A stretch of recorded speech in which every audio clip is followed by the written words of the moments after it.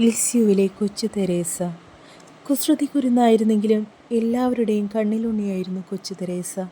മാതാപിതാക്കൾക്കും സഹോദരങ്ങൾക്കും ഇഷ്ടമില്ലാത്തതൊന്നും ചെയ്യുകയില്ല എന്ന് അവൾക്ക് നിഷ്ഠയുണ്ടായിരുന്നു.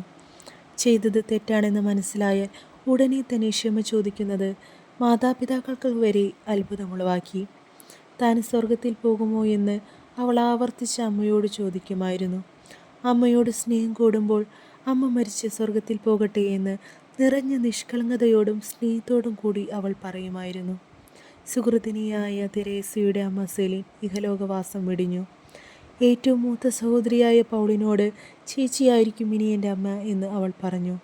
ചേച്ചിമാർ അനിയത്തിമാരെ സ്വന്തം മക്കളായി വളർത്തി. കൊച്ചുറാണി എന്നാണ് അപ്പച്ചൻ അവളെ വിളിച്ചിരുന്നത്. സ്നേഹം കൂടുമ്പോൾ അപ്പച്ചനെ രാജാവെന്നും കൊച്ചുറാണി വിളിച്ചിരുന്നു. പൗളിൻ അവളുടെ കൂട്ടുകാരിയും വഴികാട്ടിയും എല്ലാമായിരുന്നു. അമ്മയില്ലാത്ത കുഞ്ഞുങ്ങളെ ദൈവസ്നേഹത്തിലും അച്ചടക്കത്തിലും അവൾ വളർത്തി. തെരേസ സ്കൂൾ വിദ്യാഭ്യാസത്തിൽ വളരെ മിടുക്കിയായിരുന്നു.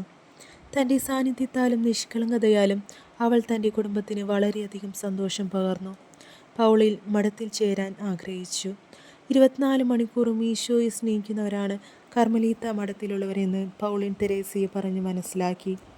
അവളിൽ നിന്നുള്ള വേർപാട് അവളെ തളർത്തി. കൊച്ചുറാണിക്കും കർമ്മലീത്ത മഠത്തിൽ ചേരണമെന്ന് അതിയായ ആഗ്രഹമുണ്ടായി. ഉണ്ണീശോയുടെ കൊച്ചു ത്രേസ്യ എന്ന പേരിൽ കർമ്മലീത്ത മഠത്തിൽ ചേരാൻ അവൾ ഒത്തിരി ആഗ്രഹിച്ചു.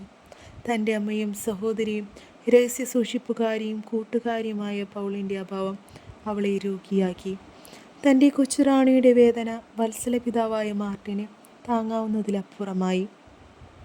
പൗളിൻ്റെ അഭാവത്തിലുള്ള വേദന മാറും മുമ്പ് മരിയ ചേച്ചിയുടെയും ലയോണി ചേച്ചിയുടെയും മഠത്തിലേക്കുള്ള യാത്രയായി.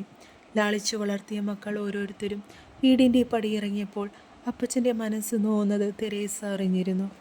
ചെറുതായി വന്ന കുടുംബത്തിൽ സെലിനും തെരേസയും മാർട്ടിനും മാത്രം അവശേഷിച്ചു. കുരിശിതനായ ഈശോയുടെ എനിക്ക് ദാഹിക്കുന്നു എന്ന സ്വരം അവളുടെ ചെവികളിൽ മുഴങ്ങിക്കൊണ്ടിരുന്നു. എല്ലാ പാപികളെയും രക്ഷിക്കുന്നതിന് വേണ്ടി ലോകം മുഴുവൻ നടന്ന് സുവിശേഷം പ്രസംഗിക്കുവാൻ അവൾ ആഗ്രഹിച്ചു. 15-ാം വയസ്സിൽ തന്നെ മഠത്തിൽ ചേരണമെന്ന അവളുടെ ആഗ്രഹം അവളെ ലിയോ 13 മാർപ്പാപ്പയുടെ അരികിലെത്തിച്ചു. കൊച്ചുകുഞ്ഞിനെ പോലെ അവളുടെ ആഗ്രഹം അവൾ പാപ്പയെ അറിയിച്ചു. അങ്ങനെ അവൾ മഠത്തിൽ പ്രവേശിച്ചു. തൻ്റെ രാജാവിൻ്റെ കൈപിടിച്ച് അവൾ വീടിൻ്റെ പടിയിറങ്ങി. സെലിൻ തേങ്ങിക്കരഞ്ഞു. ഏറെ പ്രാർത്ഥനയോടെയും പരിത്യാഗത്തോടെയും അവൾ അവളുടെ ജീവിതം നയിച്ചു. ഉണ്ണീശോയുടെ കളിപ്പന്തെന്നാണ് അവൾ തന്നെ വിശേഷിപ്പിച്ചത്.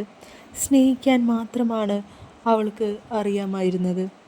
സഹനങ്ങളാകുന്ന രത്നങ്ങൾ കൊണ്ട് അവൾ അവളുടെ സഭാവസ്ത്രം നെയ്തുകൊണ്ടിരുന്നു. 1889 ജനുവരി 10 അവൾ സഭാവസ്ത്രം ധരിച്ചു. ആ ധന്യമൂർത്തം കാണുവാൻ അവളുടെ അപ്പച്ചന് സാധിച്ചില്ല. രോഗം മൂർച്ഛിച്ച് അവളുടെ അപ്പച്ചൻ ബോധരഹിതനായിരുന്നു. 19 വയസ്സുള്ള നവകന്യകയെ അധികാരികൾ ചെയ്തതും ചെയ്യാത്തതുമായ കാര്യങ്ങൾക്ക് കുറ്റപ്പെടുത്തിക്കൊണ്ടിരുന്നു. താഴ്ന്ന ജോലികൾ ചെയ്യുന്നതിനും പ്രായമായ സന്യാസികൾക്ക് സഹായമാകാനും അവൾ ശ്രദ്ധിച്ചു. തന്നെ വെറുത്തു സംസാരിച്ചവളോട് അവൾ മധുരമായി സംസാരിച്ചു. അപ്പച്ചനെക്കുറിച്ചും സെലിൻ ചേച്ചിയെക്കുറിച്ചുമുള്ള ഉത്കണ്ഠയും അവളെ അലട്ടി. 9 വർഷം നീണ്ട അവളുടെ കന്യകാജീവിതം മാനസികവും ശാരീരികവുമായ പീഡകൾ നിറഞ്ഞതായിരുന്നു. പിതാവിൻ്റെ മരണവാർത്ത അവളെ തളർത്തി. അതേ തുടർന്ന് സെലിനും മഠത്തിൽ ചേർന്നു. അങ്ങനെ കർത്താവിൻ്റെ മണവാട്ടികളുടെ ഉദ്യാനമായി മാർട്ടിൻ കുടുംബം മാറി. ശാരീരിക ക്ലേശങ്ങളും മാനസിക സംഘർഷങ്ങളും ഒന്നുപോലെ അലട്ടിയിട്ടും അവൾ പുഞ്ചിരിക്കാനും മറ്റുള്ളവരെ ആശ്വസിപ്പിക്കുവാനും ശ്രമിച്ചു. മിഷണറി സഹോദരങ്ങൾക്കായും ആത്മാക്കളുടെ രക്ഷയ്ക്ക് വേണ്ടിയും അവൾ അവളുടെ സഹനങ്ങൾ കാഴ്ചവെച്ചു. തൻ്റെ മരണക്കിടക്കയിൽ വെച്ച് അവൾ മരണശേഷം അനുഗ്രഹങ്ങളുടെ റോസാ പുഷ്പങ്ങൾ ചൊരിയും എന്ന് പറഞ്ഞു. അധികമാരും അറിയാത്ത കേവലം 24 വയസ്സുവരെ ജീവിച്ച ചെറുപുഷ്പത്തെ 10-ാം പീയൂസ് മാർപ്പാപ്പ 1925 വിശുദ്ധയായി പ്രഖ്യാപിച്ചു.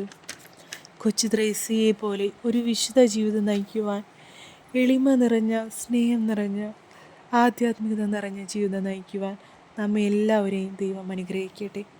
കൊച്ചു ത്രേസ്യയെ പോലെ, കൊച്ചുറാണിയെ പോലെ ഒരു സ്നേഹജീവിതം നയിക്കുവാൻ നമുക്കെല്ലാവർക്കും സാധിക്കട്ടെ. ലിസ്യുവിലെ കൊച്ചു തെരേസ എല്ലാവർക്കും എന്നും ഒരു മാതൃകയാണ്.